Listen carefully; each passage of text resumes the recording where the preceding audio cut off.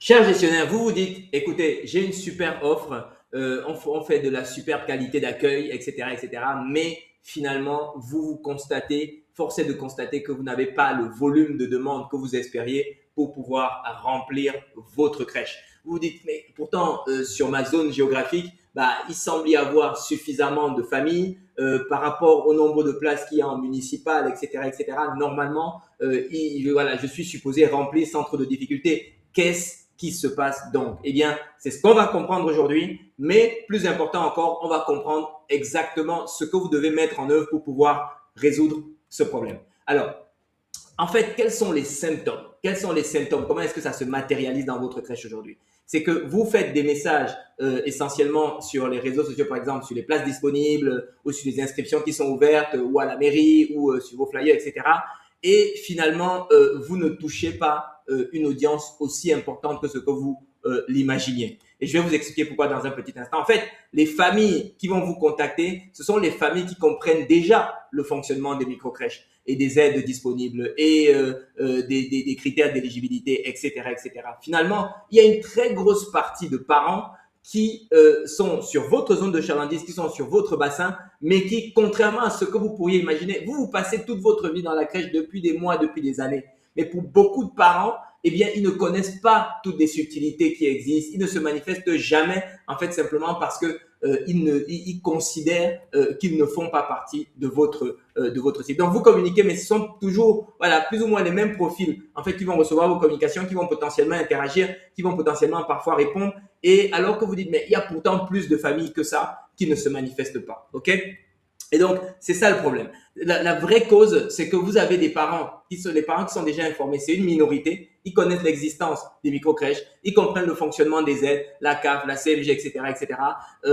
Et ils se sentent légitimes de demander leur place. C'est-à-dire que pour eux, effectivement, la microcrèche fait partie des solutions qu'ils s'imaginent, auxquelles ils s'imaginent, pour lesquelles ils s'imaginent, voilà, éligibles. Donc, il n'y a pas de sujet. Par contre, les familles qui sont invisibles, eh bien, elles s'auto-excluent effectivement de votre communication et ne vous contactent même pas. Et c'est la raison, et non seulement pour cette raison-là, elles ne vous contactent pas, pour cette raison-là également, de temps en temps, en fait, l'algorithme ne va même pas leur montrer finalement vos communications. Pourquoi? Alors, il y a tout un tas d'idées reçues, par exemple, sur le coût. Elles pensent que c'est trop cher. Les micro-crèches, de toute façon, c'est des crèches de riches. Ok? Elles ont eu peut-être une copine qui leur a parlé un jour d'un devis. Ouh là là, c'est super cher, etc., etc. Elles ne connaissent pas les critères d'éligibilité aux ZCAF. Vous voyez, beaucoup d'entre elles raisonnent sur le prix qui est sur le devis, qu'une copine a eu sur un devis un jour qu'elles ont pu entendre, et elles ne savent pas qu'il faut raisonner sur le reste à charge. Alors même que beaucoup d'établissements eh bien, vont trouver des dispositions pour que les familles eh bien, décaissent l'argent uniquement à partir du moment où elles ont bien reçu leur EdCAF. Beaucoup d'autres familles vont avoir des mythes limitants, dire voilà, il n'y a jamais de place, de toute façon c'est super compliqué, etc., etc. D'autres vont confondre avec d'autres modes de garde. Dans les crèches, les enfants sont tout le temps malades. Dans les crèches, de toute façon, on va laisser pleurer votre enfant parce que elles sont, voilà, il y a X enfants pour une pro, etc., etc. Vous voyez, les familles ont un tas d'idées préconçues sur justement les. Vous êtes loin de vous imaginer le nombre de familles. Moi-même, quand j'ai démarré dans les crèches à la naissance de ma première fille, au tout début, je connaissais pas tout ça, je savais pas toutes les aides qui existaient, je savais pas tout ce qui se passait à l'intérieur des crèches, etc., tout ce qui était mis en place, tout ce qu'une crèche pouvait mettre en place pour pouvoir, en termes de qualité d'accueil, etc. Donc, imaginez, il y a un très grand nombre de parents qui sont justement dans cette ignorance-là. C'est le fameux iceberg, en fait, du marché de la crèche. C'est que beaucoup de parents s'auto-excluent parce qu'ils ont beaucoup de mauvaises informations, beaucoup de mauvaises préconceptions sur ce que vous appelez en fait la crèche, la micro-crèche et ce malgré la communication que vous pouvez faire. OK? Les conséquences business, c'est quoi? C'est que vous allez avoir un volume insuffisant. C'est-à-dire que votre flux de demande entrant, il est bien en dessous finalement du potentiel réel que vous allez pouvoir avoir sur votre bassin de vie. Et donc, du coup, vous allez avoir une dépendance comme ça à des sources qui sont limitées. Ce qui veut dire que pour ces sources qui sont limitées, la bataille va être plus rude. Pour peu qu'il y ait un concurrent ou un ou deux concurrents sur votre marché, du coup, vous bataillez finalement pour exactement sur la même petite fraction du marché qui sait qu'elle est éligible et qui estime qu'elle est justement voilà éligible pour votre solution.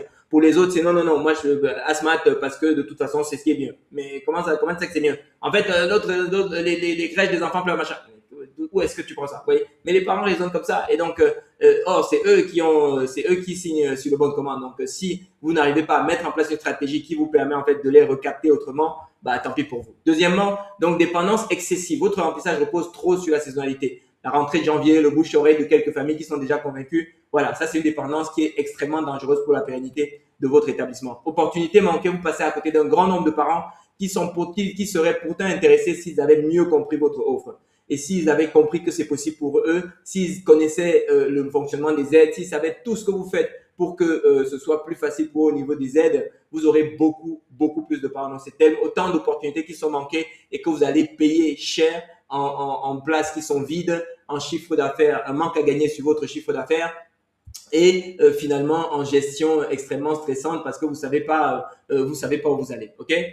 En termes d'impact business, finalement, des postes peu engageants, ça va diviser par 2 ou par 3 toute votre portée organique, voire plus que ça même. Vous avez 3 à 6 dossiers perdus par an sur 200-300 familles cibles. Ça fait un CA de l'ordre de 12 000, de 12 000 potentiels, 12, 15, 20, 25 000 euros de chiffre d'affaires que vous allez vous retrouver en train de perdre comme ça. Alors, les solutions que je vais vous partager, ce sont les solutions qu'on a implémentées sur les crèches que nous avons eu l'occasion de gérer. On a développé, on est passé de 0 à plus de 150 établissements qu'on a gérés. On a vu celles qui performaient, qu'est-ce qu'elles faisaient de bien, on a appliqué. Voilà, les solutions qu'on va partager avec vous viennent vraiment de l'expérience. Vous voyez là, on a une crèche avec 274 000 de chiffres, presque 275 000 de chiffres. Et lorsque vous corrigez l'amortissement et les frais de gestion, eh bien, les frais de gestion, si vous regardez la haute rachat et charges externes, vous voyez 63 496. En fait, c'est trop élevé. En fait, il y a des frais de gestion là-dedans que vous n'avez probablement pas. Donc, si vous corrigez de tout ça, vous apercevez que le bénéfice global, en fait, on est aux alentours de 67 000 euros. Vous voyez,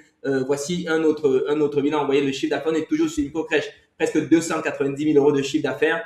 Eh bien, vous voyez, quand vous corrigez pareil, vous corrigez les frais de gestion, ici, eh bien, vous vous apercevez vous allez retomber sur un bénéfice de 90 000 euros sur une seule micro-crèche. Vous voyez, 90 000 euros de bénéfice sur une seule micro-crèche. Un autre exemple, sur une crèche dans une commune vraiment de petite taille, vous voyez, on est à 293 000 de chiffre sur une commune de moins de 10 000 habitants. Si vous corrigez les frais de gestion, alors ici, c'est plutôt dans le poste de salaire et traitement. Si vous corrigez, vous voyez, là, on était sur quasiment plus de 130 000 euros de masse salariale. Donc, si vous corrigez ça, il y a 18 000 euros de frais de gestion là-dedans, eh bien, vous tombez sur un bénéfice de près de 90 000 euros, une fois de plus. Alors, concrètement, qu'est-ce que les leçons qu'on a tirées dans la gestion de ces établissements nous a appris et comment est-ce que vous pouvez aussi le mettre en œuvre dans vos propres établissements? Alors, concrètement, en fait, c'est la fameuse méthode 3C. Conscience, confiance et conversion. OK? Donc, c'est ça la méthode 3C. Conscience, confiance et conversion. Conscience constitue une base de toutes les familles de jeunes enfants qui sont sur votre secteur. Confiance, éduquer ces familles justement à l'offre micro-crèche en général et à votre offre évidemment par voie de fait. Et conversion, laisser émerger en fait les demandes spontanées. C'est-à-dire que une fois que ces familles sont éduquées, etc., eh bien, spontanément, vous allez voir les demandes qui vont tomber automatiquement dans votre demande sur votre site, sur votre portail. OK? Sachant que, eh bien, si vous nous écoutez, vous avez aussi des leviers qui vous permettent de stimuler cette conversion. Et si vous n'avez pas le temps d'attendre que les demandes naturelles, donc vous avez un moyen de stimuler ces conversions. Mais ça, c'est l'objet. Je vais vous faire une autre formation sur ce sujet. Restons sur le cœur du sujet ici. Conscience. De quoi il s'agit? En fait, l'objectif, ce n'est plus seulement de parler aux parents qui sont déjà prêts et qui ont déjà compris, mais à toutes les familles qui sont susceptibles d'être concernées un jour. Donc, ce sont les parents de tous les enfants de 0 à 3 ans sur votre bassin, tous les futurs parents qui sont en attente, tous les parents qui utilisent d'autres modes de garde. Tout cela, vous devez en fait pouvoir les avoir dans votre base de données sur votre bassin. OK? Donc, pour ça, il faut mettre en place des aimants pédagogiques. Vous voyez, par exemple, concrètement, c'est par exemple des guides sur le sommeil, sur l'alimentation, sur l'éveil. C'est des choses comme ça qui vont parler à ces parents-là. Des formulaires qui sont simples, prénom, email, âge de l'enfant uniquement. Demandez pas 36 000 infos. Parfois, je vois des choses, je me dis, mais il se croit où? Donc, soyez extrêmement simple. Sachez que chaque champ que vous allez rajouter, vous perdez 5% de l'audience à chaque champ que vous rajoutez, OK? En moyenne. Diffusion multiple, réseaux sociaux, famille actuelle, partenaires locaux, flyers sur tous les supports. Tous les supports doivent être l'occasion d'agrandir en fait votre base de famille des familles, les bases de familles potentiellement éligibles à un mode de garde aujourd'hui, demain, après-demain, peu importe. Pas seulement celles qui ont compris que la microcrèche c'est bien pour elles, qui ont besoin d'un mode de garde de microcrèche aujourd'hui. Non, pas seulement elles, tout le monde. Ok? Ça, c'est l'étape conscience. Et c'est extrêmement important dans le dispositif parce que plus vous avez un vivier qui est large, plus en dessous vous allez avoir eh bien, un nombre de conversions qui va être abondant. C'est aussi simple que ça. Ok? Deuxième étape, confiance. Ici, une fois dans votre base, ces familles doivent recevoir une éducation progressive qui va faire tomber les freins psychologiques. Ok? Ici, en fait, vous avez, il faut déjà les sensibiliser au fonctionnement, comment ça marche une microcrèche au quotidien. Ok? Les aides financières, les mécanismes de la CAF, CMG, PAGE, etc., etc. Vous serez surpris du nombre de familles qui sont pas informées ou qui ont des mauvaises conceptions, des mauvaises informations sur le sujet. C'est justement là où vous allez créer le lien de confiance en les éduquant sur ces sujets-là. Et derrière, sur la pédagogie concrète, une journée type, comment ça se passe, la sécurité, l'encadrement, etc. Pour tous ceux qui croient que dans les microcrèches, des enfants pleurent toute la journée, dans les microcrèches, les enfants sont tout le temps malades, etc.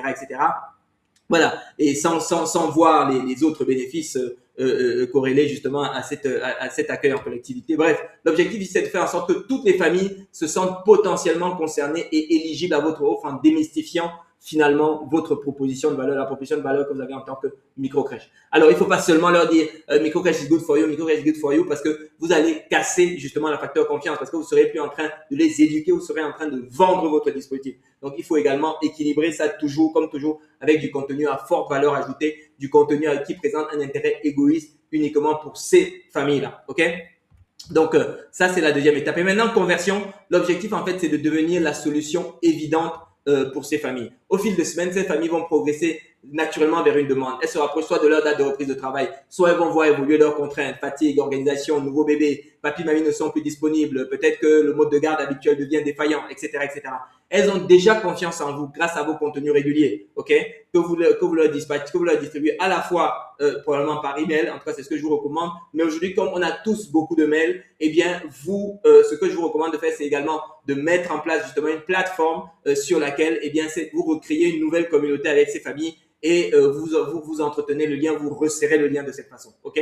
Et quand je penserai à la crèche, voilà, je penserai à cette structure. Là, quand vous avez fait le boulot, vous êtes vraiment la solution incontournable pour cette famille au moment où elle a un besoin ou un début de besoin en termes d'accueil. Ok?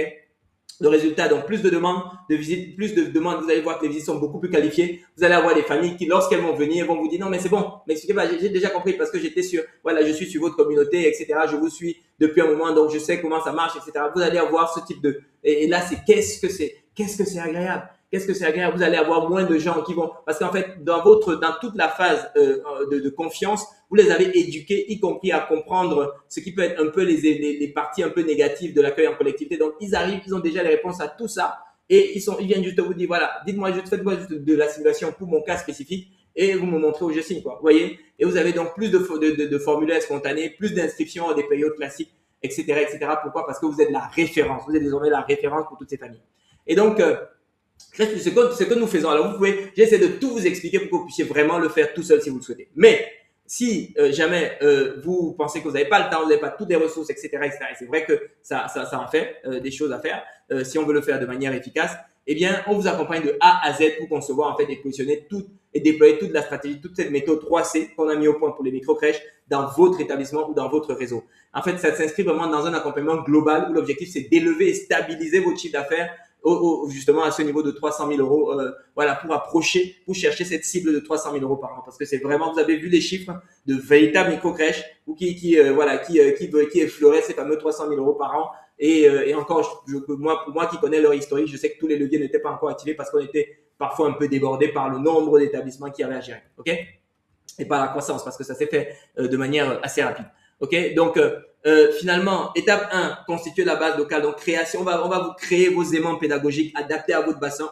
On connaît les thèmes qui résonnent avec les familles et selon le type, la typologie de famille. Si on est sur des zones urbaines, sur des zones périurbaines, plutôt sur des zones rurales, voilà, c'est pas forcément les mêmes approches, c'est pas forcément les mêmes problématiques qui sont prioritaires, avec des modèles de formulaire qui sont courts, qui sont efficaces, qui sont optimisés pour la conversion, des plans de diffusion avec des posts, il y a des campagnes, des partenariats locaux, etc., y compris sur vos prospectus, etc., parce que sur certaines localisations, eh bien, tout le marketing offline, hors ligne est également extrêmement important. Donc là également, voilà, c'est vraiment une stratégie globale. On va éduquer vos familles avec des séquences mail qui sont prêtes à l'emploi sur les ZCAP, CFG, qui sont optimisées, des explications sur le fonctionnement de la micro-crèche et qui vont être personnalisées évidemment pour votre micro-crèche également, des exemples de cours réels avant, après aide, des contenus sur votre pédagogie et le projet d'accueil. Bref, quelque chose d'extrêmement complet. Et derrière la transformation, on demande avec des formulaires de demande de visite, des demandes de place qui sont intégrées, des scripts d'appel de visite pour que quand elles arrivent, que la conversion soit vraiment une partie de plaisir et soit vraiment optimisée, et des tableaux de bord pour pouvoir suivre voilà, les performances des campagnes qui sont déployées, les ouvertures, les clics, les inscriptions, etc. Ok? Donc, ce que je vous invite à faire, c'est de prendre conscience du fait que, eh bien, si c'est pas parce qu'il y a X familles sur votre bassin que forcément toutes que vous pouvez considérer que toutes connaissent quelle est votre offre et se sentent concernées par votre offre. Il y a l'iceberg du marché de la microcrèche. Vous avez beaucoup de familles qui ignorent et qui s'auto-excluent de votre marché. Et si c'est pas encore le cas, et donc vous devez absolument mettre en place cette stratégie 3C pour votre réseau. Soit vous le faites seul, soit vous faites appel à nous. Je vous laisse un lien en dessous de cette vidéo ou dans la description. Si vous ne faites pas encore partie de la famille Crèche Plus, surtout demandez votre diagnostic découverte gratuit. Sans engagement de votre part, c'est simplement pour avoir des stratégies qui soient personnalisées par rapport à votre bassin de vie, par rapport à vos opportunités cachées, le plan d'action sur mesure avec une stratégie adaptée par rapport à votre cas spécifique. Si vous avez une crèche, plusieurs crèches, voilà, les stratégies évoluent également et l'accompagnement que vous pourrez avoir de manière très spécifique dans votre cas précis. Donc, cliquez sur le bouton qui se trouve dans la description ou en dessous de cette vidéo et je vous donne rendez-vous à l'étape suivante. Sinon, dans tous les cas, je vous souhaite très bon succès pour vos projets. Je vous remercie et je vous dis à bientôt. Ciao!